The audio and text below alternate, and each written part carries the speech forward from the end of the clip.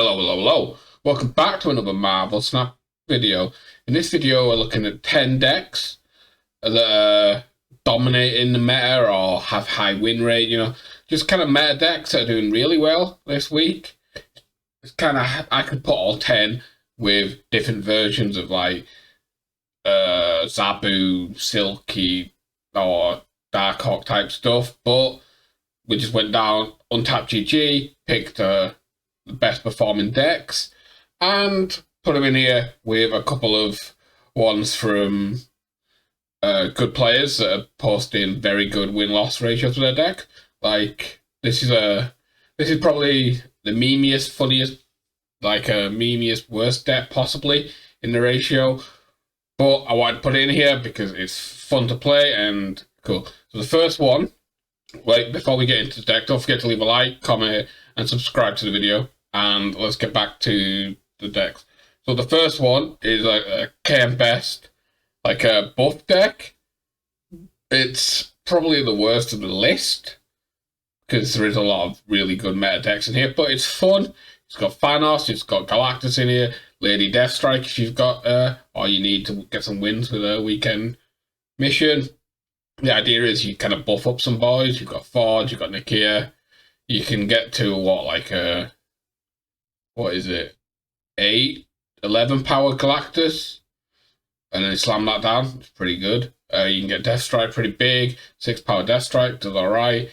You can destroy the stones very easy with Deathstrike. Killmonger also clears them, so you get a cheap death. You've got Vision to move around. Iron Lad can be a big stone. Absorbing Man can copy some of the buffs.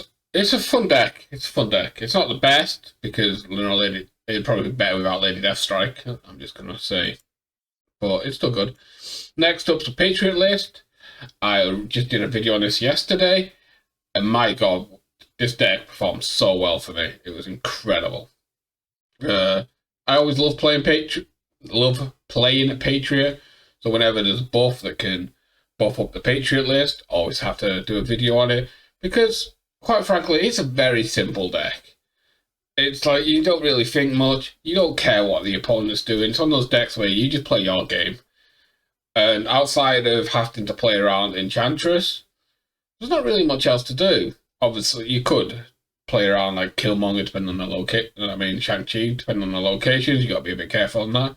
But most of the time, you're just playing around with Enchantress. That's it. You just do your game and you beat him with stats. If you want more insight into this deck, check my video from yesterday. I talked about deck replacements, deck guides, and then we won a load of conquest with it. Next up is a different take on the Silky Smooth list, which is it's got wave in here. So the idea is you dump your hand, you've got the wands to help with the power. So you've got your Sunspot and your Nebula protected with armor. You've got Craven for your Silk bouncing around. Spider-Ham to take out that big card, or Jeff, Silk, Spider-Man for some control, Wave to slam him down, and then on turn 6 you have Arrow to control the lane, or Magneto if you really wanted to. Fun list. Very well. Like nobody's playing around Wave right now. So if you want to upset some people, drop Wave. Wave's in another one of the decks as well. It's pretty fun. Next up is just a Thanos control list. Not going to talk much about this because it's consistently good. So it always seems to make an appearance on my meta lists, which is a little upsetting because the list doesn't really change much. You just do your control thing, beat them, upset people, live your life. Next up, Thera control, performing quite well because it can fit in tech cards. So you've got your Enchantress and your Shang-Chi's, your Killmongers. Kitty just gets big. You can pull out a Hitmonkey. It's pretty standard list. Doesn't really change much. So my one problem with Sarah lists, like they are very staple. Like what's the change has been Hitmonkey. I don't think it's changed ever since then, right? Or did we get Kitty after Hitmonkey? Either way, like those two cards are the only changes that they've had in that list. So it's kind of a little boring, basic, it's very cheap though if you've got Hitmonkey from the Battle Pass, which makes it good. Consistent, it's not not a deck that you really struggle with. Next up is the Shino. I did a video on this week. This deck performed incredibly well for me. I thought I had Wave in this version. Maybe not. So the idea is you got High Evo and your Shino. Leech does work in this deck. Does work. Right? Because you've got your Limbo down and you want to skip 6, but you're scared they're gonna Legion or Storm or anything like that. You play Leech on 5.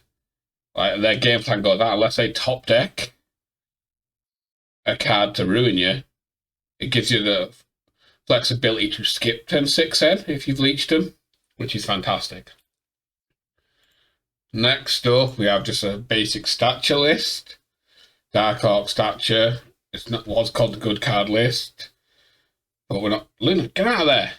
We're not running Miles in this list. It's just stature, Dark Orc. You can obviously switch out Spider-Ham for another 2 if you wanted to. No, you can put Miles in here. Okay. Sorry, dogs are being a pain.